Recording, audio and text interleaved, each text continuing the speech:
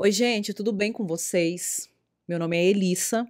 Hoje eu quero falar com vocês sobre vocalização de poemas. O que é a vocalização de poemas? É a leitura audível de textos poéticos. Você poderia me perguntar, mas vocalização é encenação? É interpretação? É performance? É declamação? É recitação?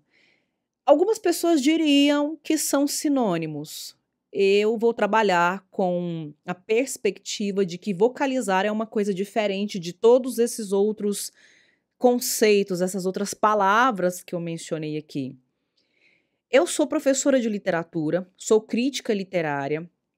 As minhas pesquisas de mestrado e doutorado, principalmente, se debruçaram muito sobre a leitura, análise, crítica de poemas, né, de textos poéticos, dessa estrutura em verso, muitas vezes rimada, outras não, algumas em verso livre, algumas com a métrica mais regular, né, com um texto muito mais estruturado, de uma maneira muito mais simétrica e exata, enfim. E também sou vocalizadora do grupo de leitura, performance de poesia Corpo de Voz, da Faculdade de Letras da Universidade Federal de Goiás. Então eu tenho alguma experiência com a leitura e a vocalização de poemas que me possibilitam dizer para vocês que vocalizar é diferente de performar, é diferente de encenar, é diferente de declamar e de recitar. A declamação e o recital trazem muito mais uma ideia que remete aos românticos do século XIX, que é uma coisa muito solene, né, de uma coisa quase heróica, né, quase um gesto heróico do poeta, do vocalizador, né, do leitor de poema, de levar aquela palavra sagrada para as massas, para o público, para a multidão, né, de subir num púlpito, subir num altar, subir no palco, elevar a voz, elevar os gestos, quase como algo sacerdotal, né, algo ritualístico até eu diria.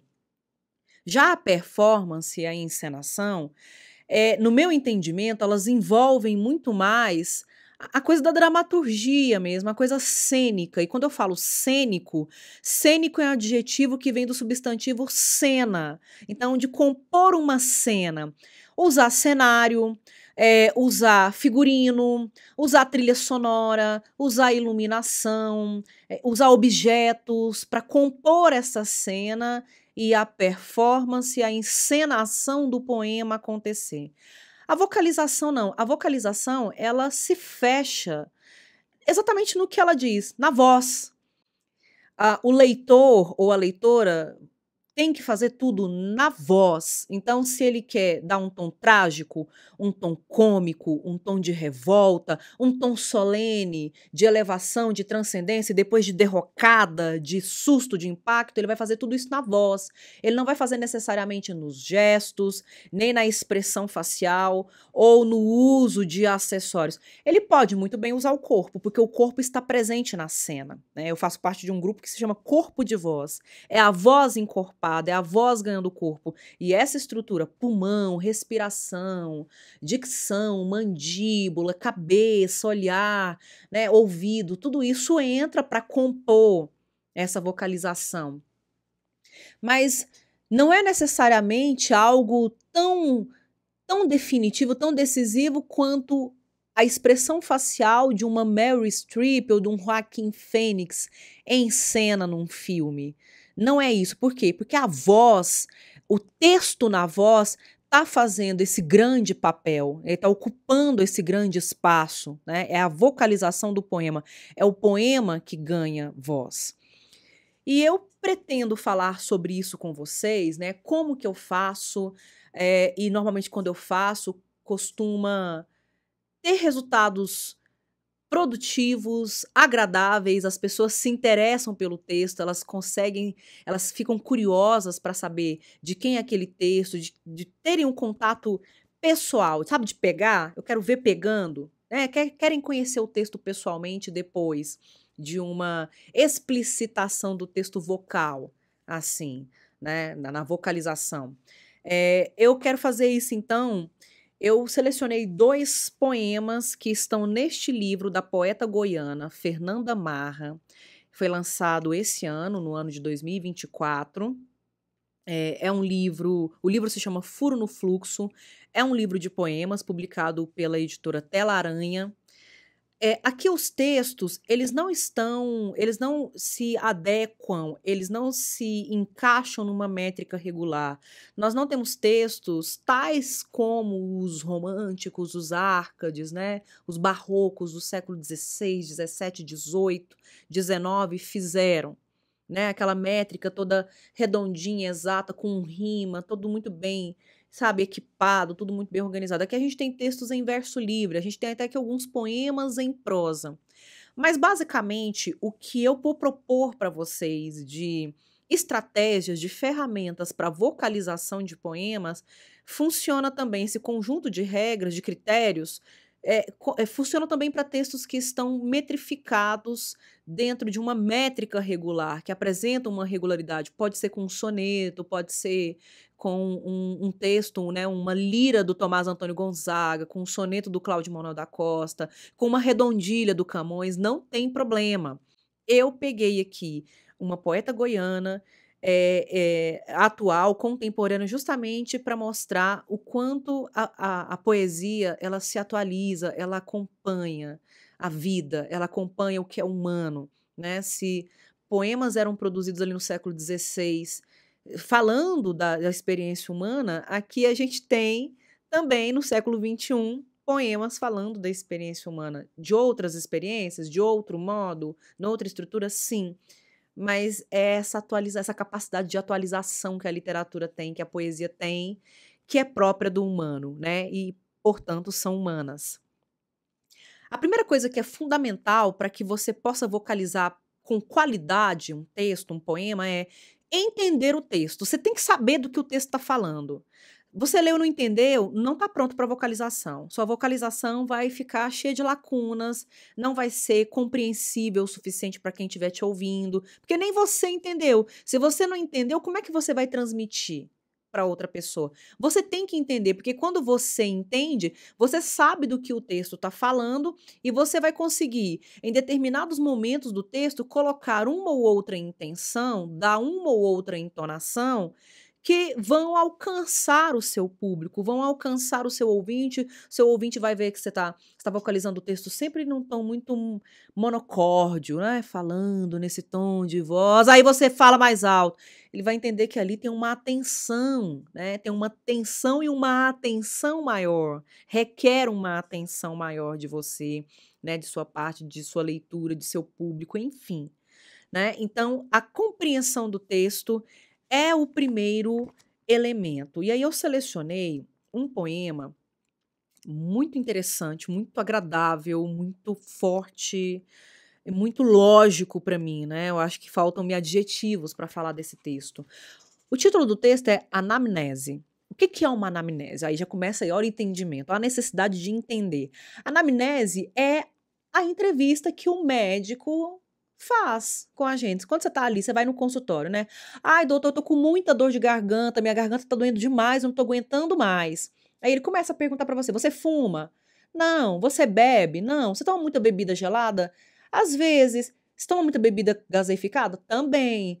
Você tem algum problema com refluxo? Sabe essas perguntas que o médico vai fazendo pra gente, pra fazer mesmo uma espécie de histórico da nossa saúde, do nosso histórico de doenças, pra avaliar, pra poder dizer: olha, isso aí é uma faringite, ah, isso é uma garganta inflamada, olha, isso aí é refluxo, isso é mais grave, né? Tenha cuidado, vamos fazer esse tratamento. Isso é anamnese. Então, esse é o título do poema. Agora vamos ao poema. Uma vez o médico que me tirou meu filho de mim disse que até atendia mulher pobre lá no caixa-prego, jardim não sei das quantas, fim do mundo, enésima etapa. Lá onde suas mãos brancas gigantes e obstétricas baloiçavam dramáticas a perder de vista. Já a parto de Índia não adiantava nem chamar, que ele não fazia não. Bastante para que a raizeira com chancela me examinasse desde então. O que esse texto está falando? Esse texto ele faz uma inversão dessa anamnese. A gente tem um eu lírico aqui que é uma mulher, né, é uma mulher cis, é uma mulher que gerou um filho no seu útero e ela esteve com o obstetra e o obstetra falou para ela que ele atende diversos tipos de mulheres periféricas, exceto as índias. Ele não e chama de índia, olha que interessante, é a palavra que ela usa. Ela porque essa é a palavra, esse eu lírico aqui não tá usando a palavra índia, é o médico que tá conversando com o eu lírico e tá usando a palavra índia. Então o que a gente tem aqui? A gente tem um médico que tem preconceito. Ele é preconceituoso, ele é elitista, e ele se vangloria, ele se gaba, ele acha que já tá fazendo muita coisa, atender mulher pobre no caixa-prego, aqui a mulher pobre do jardim não sei das quantas, a mulher pobre do fim do mundo, enésima etapa, tá de boa, mas a Índia não. A Índia não adianta nem chamar, que ele não vai fazer parto dela pra morrer, né? Ele só não tá dizendo isso claramente, mas pode chamar. Se tá chamando é porque as outras ferramentas já não resolveram, já não atenderam, então vamos chamar a medicina tradicional, clássica, para ajudar aqui, né? Vai contra as nossas crenças, mas ele não vai mesmo assim. Aí o que que fica para nós aqui? Qual que é a compreensão que nós temos? Que a anamnese aqui, ela foi o contrário. Não foi o médico entrevistando a paciente para ver qual doença que ela tem. É a paciente colhendo os dados entregues no depoimento do médico para avaliar que ele sofre da doença do preconceito. As doenças do preconceito. Essa é a doença dele, né? Então, assim, dito isso, eu acho que conseguimos entender o texto, né? Acho que nós conseguimos compreender o poema, né? Então, a gente consegue construir aqui um entendimento. Ora, se eu entendo o poema, eu o releio e eu consigo colocar mais intenção na minha voz. Aí a gente vai para o segundo critério fundamental para a vocalização de poemas. Gente, ler em voz alta. Depois que você entende o texto, quebra-cabeça, matuta bastante. Lê em voz alta. Texto poético é diferente de texto em prosa. Romances, contos, em geral a gente lê, faz uma leitura silenciosa, solitária, a gente lê sozinha em silêncio, não gosta de interrupções. Eu sou daquelas, por exemplo, que não gosto nem de música tocando, que já me atrapalha, já embaralha a minha cabeça. Se a música for só instrumental, até que vai. Mas se ela tem letra, aí eu já fico me interessada nas palavras da música e me disperso. Então eu preciso de silêncio. Mas eu preciso vocalizar. Por quê? Porque quando eu vocalizo, quando eu estou lendo o poema em voz alta, eu ouço o poema e a sonoridade do texto é importante também. O texto poético, ele joga com a sonoridade. Por quê? Elissa, por que que você está dizendo isso? Gente, o texto em prosa, ele ocupa a página inteira, ele ocupa a linha inteirinha, ele vai do início ao fim da margem. Então a leitura dele é para ser corrida, não tem quebra, não tem pausa intencional. A pausa acontece quando chega o ponto final e vai para o próximo capítulo ou próximo parágrafo, enfim. O poema não, o poema muitas vezes ele pega uma frase, ele quebra a frase no meio e coloca a continuação dela embaixo. É a chamada quebra sintática. Ou às vezes o poema pega uma palavra e quebra essa palavra como ela fez aqui nesse poema. Olha só, na primeira, porque tem 3 estrofes esse poema. Na primeira estrofe termina assim, ó, os 2 últimos versos da primeira estrofe. Lá onde suas mãos brancas gigantes e obs. E aí o verso de baixo. Tétricas baloiçavam dramáticas a perder de vista. Então a palavra obstétricas, ela pega a palavra obstétrica, a mão do obstetra, a mão obstétrica, ela quebra. Ela quebra intencionalmente essa palavra e um pedaço dela tá no final do verso de cima e o resto dela tá começando o verso de baixo. Que aí fica assim, obs como uma abreviação de observação e tétricas embaixo. Tétricas por fazer referência a essa coisa tenebrosa que são as mãos dele, que não são mãos que salvam, são mãos que escolhem a quem salvar. Então elas são tétricas, elas são terríveis, elas são tenebrosas. E ela faz essa observação quando ela quebra a palavra obstétrica. Tá vendo como é que é interessante a questão do poema? O poema ele vai fazendo quebras intencionais e você pode, quando você vai ler em voz alta, você escuta isso e você percebe que tem pausas e que essas pausas são relevantes. Vou agora fazer a segunda leitura desse texto, já levando em consideração que nós entendemos esse texto e levando em consideração que a gente vai ler em voz alta, respeitando o que compreendemos. Uma vez o médico, que me tirou meu filho de mim, disse que até atendia mulher pobre lá no caixa-prego, Jardim não sei das quantas, fim do mundo enésima etapa. Lá onde suas mãos brancas gigantes e óbis, tétricas, baloiçavam dramáticas a perder de vista. Já a parto de Índia, não adiantava nem chamar, que ele não fazia não. Bastante para que a raizeira, com chancela, me examinasse desde então. Ainda nessa coisa do entendimento, chancela é o mesmo que permissão, que autorização, capacidade, validação, tá? Então, o que é raizeira? Raizeira são essas mulheres que têm sabedorias naturais. Uma indígena pode ser uma raizeira. Raizeira, parteira, benzedeira, são essas mulheres que acumulam essas sabedorias populares mais folclóricas, né? De ter uma relação mais íntima com a própria natureza e há essa ideia de troca, tá? Então, a gente tem um eu lírico aqui que decide que não vai mais a esse médico, vai na raizeira, prefere a raizeira tá mais legitimada, porque pelo menos ela não faz acepção de pessoas, ela não exclui ninguém, ela não segrega ninguém, ela atende quem chegar até ela, né? Que não é dito explicitamente no texto, mas fica subentendido, a gente pode inferir isso, né? Acrescentando mais elementos de entendimento do texto.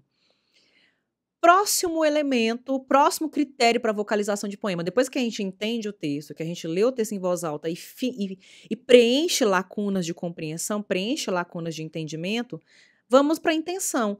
Vamos colocar intenção. Os trechos que forem mais absurdos, vamos dar um ar de indignação. Os trechos que forem pavorosos, vamos dar um ar de indignação. Os textos que conformam, que acalmam, que tranquilizam, vamos trazer esse caráter mais terno, né, de reconhecer mesmo essa sensibilidade. Esse poema ele permite jogar com diferentes emoções, porque a gente tem aqui um primeiro contato com uma figura que é tétrica, mas depois outra que é chancelada pela empatia, pela solidariedade, pela humanidade, tá? Então vamos lá. Uma vez um médico que me tirou meu filho de mim disse que até atendia mulher pobre lá no caixa-prego. Jardim não sei das quantas, fim do mundo enésima etapa. Lá onde suas mãos brancas, gigantes e óbis tétricas baloiçavam dramáticas a perder de vista. Já a parto de Índia, não adiantava nem chamar, que ele não fazia não. Bastante para que a raizeira com chancela me examinasse desde então. Conseguem perceber aqui que nas 3 estrofes eu consegui dar muito sutil, gente, eu não fiz gestos, não usei acessórios, não mudei muito minhas feições. Eu fui dando as minhas feições mudaram, por quê? Porque elas acompanharam o gestual da voz, o corpo da voz, né? No primeiro momento tem essa constatação, aí vem a fala dele, diz que até atendia, que ele, né, até atendia já é muita coisa, né? E essa coisa que é muito grotesca. Ele é grotesco, e é grotesco vê-lo. Então tem que falar também indignada, né? Que coisa mais grotesca na minha frente. Aí a segunda, não adianta nem chamar. Vai morrer se depender de mim. E na terceira, o poder, o empoderamento de um eu lírico feminino que reconhece na mulher da terra o verdadeiro poder de examinar a quem quer que seja, porque ela está olhando para o que ela tem que fazer, que é examinar as pessoas que a procuram. Que aí vem forte, vem firme, vem sério, enquanto as 2 outras estrofes, elas vêm uma mescla de indignação, de ironia, de sarcasmo, de deboche, de nojo, de repulsa, que essa figura traz pra gente, né, coloca pra gente. Aí agora que eu tenho intenção, vamos colocar as pausas. Vamos tentar fazer pausas. A gente tem várias possibilidades. Eu vou pegar a primeira estrofe e eu vou ler a primeira estrofe de 2 modos. Observem como é sutil. Como é sutil, como é que é sutil o que eu vou fazendo com as pausas. Na primeira leitura eu vou fazer esse esquema de pausa de um jeito, que vocês vão perceber que a pausa tá no verso. A segunda leitura vai levar para o próximo tópico que eu quero trabalhar com vocês. Então vamos primeiro respeitando a pausa do verso. Uma vez um médico que me tirou meu filho de mim disse que até atendia mulher pobre lá no caixa-prego. Jardim não sei das quantas. Fim do mundo enésima etapa. Lá onde suas mãos brancas, gigantes e obstétricas baloiçavam, dramáticas a perder de vista. Eu fui fazendo pausa. Onde eu dei pausa maior é onde o verso acaba. E aí eu ia para o próximo verso. A gente pode fazer assim. Porque tem textos, inclusive, que eles vão enumerando, eles vão fazendo do verso. E esse poema tem um pouco disso também, principalmente nessa primeira estrofe. Cada verso vai virando meio que um tópico de lista. O poema vira uma espécie de inventário de coisas que ele reuniu para falar sobre aquele determinado tema que ele está apontando. Né? Tem poemas que fazem isso, mas não são todos. Mas existe também a possibilidade de eu ler o texto, na verdade, como se eu estivesse contando para vocês essa história, como se eu estivesse falando. Então, o maior ar de naturalidade possível que eu puder imprimir na minha voz, na minha leitura, melhor para alcançar esse objetivo. Essa é uma alternativa de fazer um outro esquema de pausa. Um outro jogo de pausa. E é muito difícil, viu, gente? É muito difícil ler e vocalizar um poema como se estivesse falando, simplesmente com naturalidade. E aí o texto, então, tem o seu próprio fluxo. Ele vai virar a fala. Uma vez um médico que me tirou de... Vou fazer de novo. Uma vez um médico que me tirou o filho de mim disse que até atendia mulher pobre lá no Caixa-Prego, jardim não sei das quantas, fim do mundo enésima etapa, lá onde suas mãos brancas, gigantes e obstétricas baloiçavam dramáticas a perder de vista. Aqui eu tentei dar um fluxo diferente, o ritmo fica diferente, não tem aquelas pausas. E aí eu tô contando a história tem uma introdução. Já parto de Índia, não adiantava nem chamar, que ele não fazia não. Bastante para que a raizeira com chancela me examinasse desde então. Aí eu virei para amiga e estou falando para minha amiga, olha, desde a última vez que eu fiz o parto com aquele cara e ele falou essas coisas para mim, eu decidi que eu não faço mais parto com ele, eu vou lá na raizeira, eu vou na benzedeira, mas nele não, porque eu sou descendente de indígena. Eu sou descendente de indígena. Ele disse que não vai fazer parto de índia, então ele não vai fazer o meu. Ele tá dizendo que vai me matar. Então ele vai deixar eu morrer, então é isso. Tá vendo que fica com essa intenção de estar contando. E aí, de novo, isso aqui até retoma aquele tópico anterior que eu falei com vocês sobre colocar intenção na leitura, na vocalização.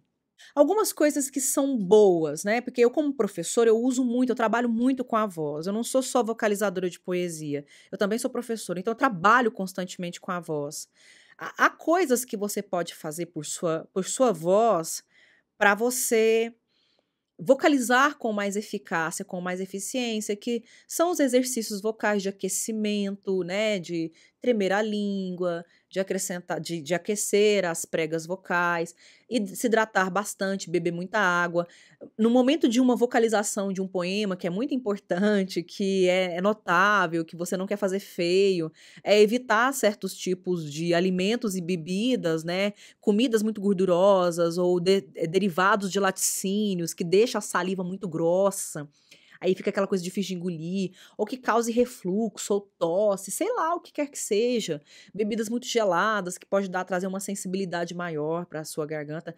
É importante ter atenção com tudo isso. Não só antes da vocalização, mas depois também, porque suas pregas vocais foram utilizadas, então elas ficam muito sensíveis, vulneráveis, se você depois de vocalizar, né, passar a noite inteira vocalizando 5, 6, 10 poemas, você vai lá e tasca uma bebida trincando na sua garganta, já era. Sua garganta no dia seguinte, ela vai amanhecer chumbada, baqueada, com dificuldade. Mas esses aí são cuidados para o antes e o depois da vocalização, com a parte biológica, com a parte orgânica.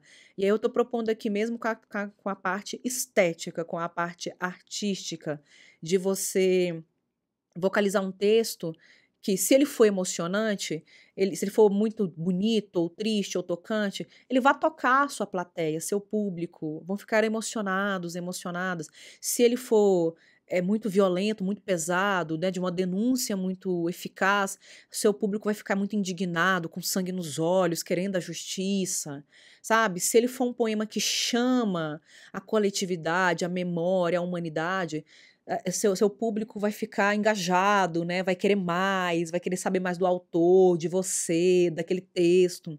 Enfim, são esses os efeitos que a gente quer provocar nos nossos ouvintes, no nosso público, quando a gente faz uma boa vocalização de poesia, quando a gente vai com intenção para vocalizar muito bem um poema. E aí a partir de agora que eu coloquei todos esses critérios, vamos fazer esse exercício agora com outro poema que eu selecionei também deste livro, que é um dos poemas mais lindos que eu já li nesse ano de 2024. É muito bonito. Eu fiquei muito, muito encantada. É um poema que possui 4 estrofes. Cada estrofe tem 5 versos. Não rimam. Os versos não rimam, não tem rima. Não tem uma métrica regular, porque a gente percebe que alguns versos têm 3 sílabas poéticas no máximo, enquanto que outros têm 7, 8, 10 sílabas poéticas, então não tem uma métrica regular.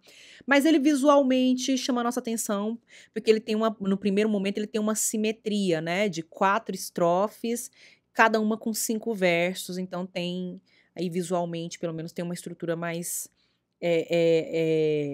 simétrica, diferente do Anamnese. E o título desse poema é Oui, oui, que em francês significa sim, sim. É sim, sim em francês. Eu vou ler o poema. E aí a gente vai fazer, eu vou fazendo cada etapa, cada um desses critérios de vocalização eu vou empregando aqui. O bom de conversar com os mortos é que não precisam me responder. Nem preciso supor o suor, a soberba, o estupor de sua carne para cima de mim. Morto não é silêncio, é o peso do mundo que finda para começar de novo comigo. Vai seu peso morto, de outro que não tem mais fim. O bom de conversar com os mortos é que eles sempre retornam de uma protuberância invaginada para me abrigar sem os reduzir à míngua.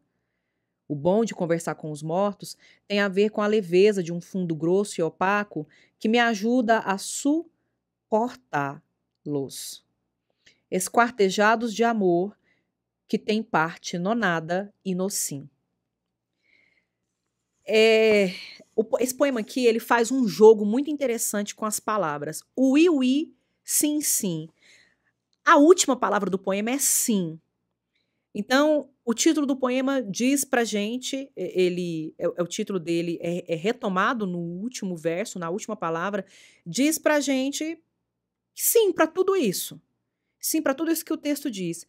Que é o bom de conversar com os mortos, é que eles não respondem, eles nem precisam responder, já tem essa lógica. Tem toda uma dinâmica de como conversar com os mortos.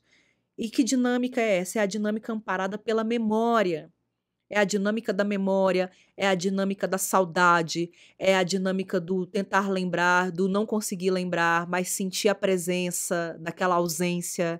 É uma ausência que vira realmente uma presença, que é uma protuberância invaginada. Protuberância é toda saliência que se destaca na pele, no corpo. E invaginada é aquilo que cresce para dentro, é quando um tecido, um órgão, uma parte de um órgão cresce dentro de outro. Então, olha que interessante. Olha que ambiguidade, que contradição. Algo que sai, algo que entra. Então, é uma protuberância que cresce para dentro, digamos assim. É o vazio e a saudade que cresce para dentro. Esse poema, inclusive, ele é um pouco mais difícil de compreender do que o anterior. Porque o anterior a gente consegue ver essa cena cotidiana, né? De uma paciente com um médico e o médico falando coisas que deixam a paciente meio assim com o pé atrás. Aqui não, aqui você vê que é um eu lírico que está reflexionando, ele está divagando sobre a relação dele com os mortos dele, ou dela, né? E aí aqui a gente tem que ficar visualizando. Aqui, na verdade, esse poema aqui, ele evoca muito mais imagens, a gente tem que ver imagens. A gente vai vendo as palavras juntas, vai lendo as palavras juntas e vai observando a imagem que elas evocam, que essas palavras evocam. Né? Então, o bom de conversar com os mortos é que não precisam me responder. Né? Então, eu falo, ai, minha tia, nossa, como você podia estar aqui? Eu não espero que ela responda, ela nem precisa me responder, porque eu tô conversando mais com a memória que eu tenho dela dentro de mim, com o que ficou dela em mim. Eu tô conversando comigo mesma. Conversar com o morto é conversar consigo mesmo. É isso que o texto está falando. Sim, sim, ele está falando isso. Nem preciso supor o suor, a soberba, o estupor de sua carne para cima de mim. Então eu não preciso esperar que ele venha me responder, que ele venha me dar lição de moral, que ele venha me aconselhar, nada. Ele não tá aqui mais. É conversa comigo somente, é quase como uma oração. Mas aí vem a explicação. Morto não é o silêncio, né? Não é o não responder, não é não responder porque é silêncio. É o peso do mundo que finda para começar de novo comigo. Então é o fim daquela pessoa que foi importante para mim, para começar o que ficou dela em mim. É essa marca dela, da lembrança, da saudade, da memória dela em mim. Aí vem os 2 pontos que abre o verso. Vai ser o peso morto de outro que não tem mais fim. Então o corpo vai, o peso do corpo morreu, findou, acabou. Mas fica um outro peso, que é o peso dessa presença, dessa ausência que é presença em mim, na minha memória e na minha saudade. O bom de conversar com os mortos é que eles sempre retornam de uma protuberância invaginada para me abrigar sem os reduzir à míngua. Ou seja, aquela pessoa importante para mim faz parte do que eu me tornei. A contribuição dela na minha existência faz parte do que eu me tornei. Ela morreu, ela foi embora. Parte do que me constituiu também foi, que estava nela. Mas o que ficou da ausência dela também está constituindo em mim um novo ser, sabe? É alguém que agora vive depois dessa perda, que continua depois dessa perda.